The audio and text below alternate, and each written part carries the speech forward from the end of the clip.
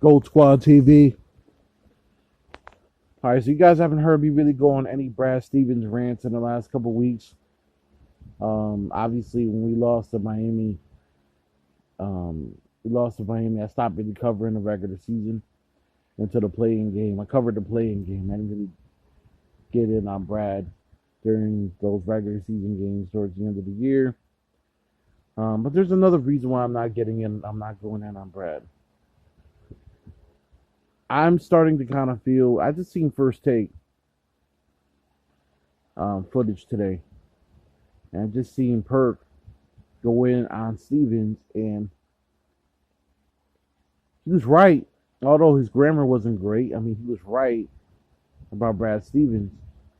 But Stephen A. Smith, who was just going in on Brad maybe a couple weeks ago, and Max Kellerman, who's a pro Brad guy, basically pretty much went in on Perk. And that's all media bullshit and tactics. I get it, gotta entertain. Not here to I'm not here to really get on that. But I guess what I'm saying to you is I feel like Brad Stevens is protected. He's such a nice guy, quote unquote, that he's protected. He's protected by the Boston media. He's protected by the national media. This man, despite being outcoached horribly in many games, being a mediocre head coach, gets passes because he's been to 3 Eastern Conference Finals. But it's like, if you ever watch the Celtics, and like a lot of you guys aren't really like full hardcore Celtics fans. If you watch some of these games, if you watched every game from 2017 to now, you've seen the players have to lift that team up more often than Brad Stevens ever thought about doing. Brad Stevens is a non-motivating coach who is not an X and O guy. He's not the great X and O guy. He's gonna have to timeout calls off the sideline, but outside of that, he's not that great of a coach. He's an all right coach. He's not a championship coach, in my opinion. I've always said that. He has too many lapses. His lineups are awful. He put Carson Edwards in the game against Miami. Carson Edwards was damn near starting. He put Langford in a bunch of games. He had Grant Williams getting roasted out there. He thought Grant Williams is a great matchup. It's pretty stubborn, man. And yet, Jason Tatum and Jaylen Brown are always in trade rumors, or always in media rumors. Like they're the bad players. Like they're the problem. Kemba Walker's the problem. I feel Perk was right in defending the team. Dude was out there saying, if you're a fan, I don't think you think we have a chance of winning the series. And as a fan, you're damn right I don't think we're going to win the series. But that should not be coming out your coach's mouth. General speaking, I don't care. This is exactly what I'm talking about and why we're never going to get past that Eastern Conference Finals. Well, we're not getting past the first round. Let's just make that clear. Brooklyn's a superior team. But I'm going to keep it a beam with you. This man is not a great coach. And there are better coaches out there, specifically for this team. Now, Danny also plays a part in the fact that he had to retool that bench for that bench to be a better bench. There are a lot of casuals out there that don't know Aaron Naismith's been a lot better in the second half of the season. Peyton Pritchard's been good all year.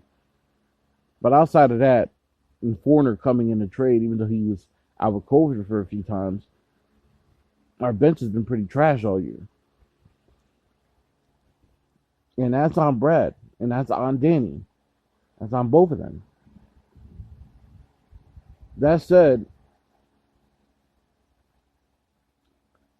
I don't understand how Brad always gets a pass. No matter what, always gonna get a pass. This season, the excuse is gonna be we had too many injuries, we had COVID, they played too much ISO. Next year, we get to the conference finals. Oh, Brad's a great coach. It's what it is, man. I'm done criticizing him. I'm done saying anything about him. I'm probably lying, but I'm just gonna keep it a being with you. I'm done. I'm wore out. Um, I'll be happy if we get a game in the series. I'll be happy if we get a game in the series, but no matter what, there's always going to be assholes that don't know basketball. They're going to sit there and say Brad's a great coach, and they're going to point out, oh, look at those 3 Eastern Conference Finals appearances. You know, you guys don't understand in Boston, it's not about Eastern Conference Finals appearances. It's about titles. He has not won a title. Okay, whoop-de-doo. You got the 3 Eastern Conference Finals. You got highly outcoached in that Miami Conference Finals last year. I mean, it was abysmal on how bad you got outcoached. Couldn't even figure out a 1-2 zone. Fuck a 2-3. You couldn't even figure out a 1-2 zone, which is basic for coaching. It's the first things you kind of learn coaching, other than the other fundamentals.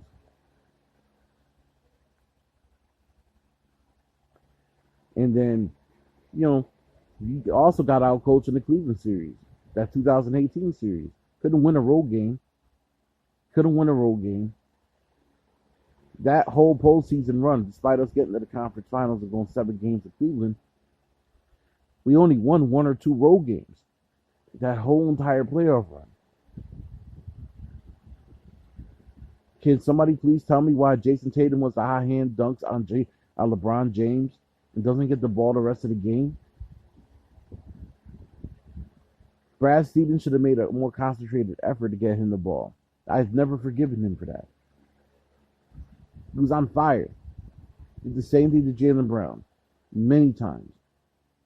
Does not have a pulse of the game. But that said, what the fuck do I know? I'm just a fan, right? I don't know intricacies. I don't know accidents and O's. I don't really know. I'm cool. Y'all win.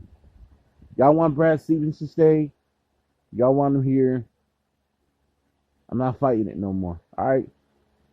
Be happy just getting to the Eastern Conference Finals. That's what you like when Tatum and Brown are gone. They win titles somewhere else. I don't want to hear it. Gold Squad TV. Leave your comments down below. Peace.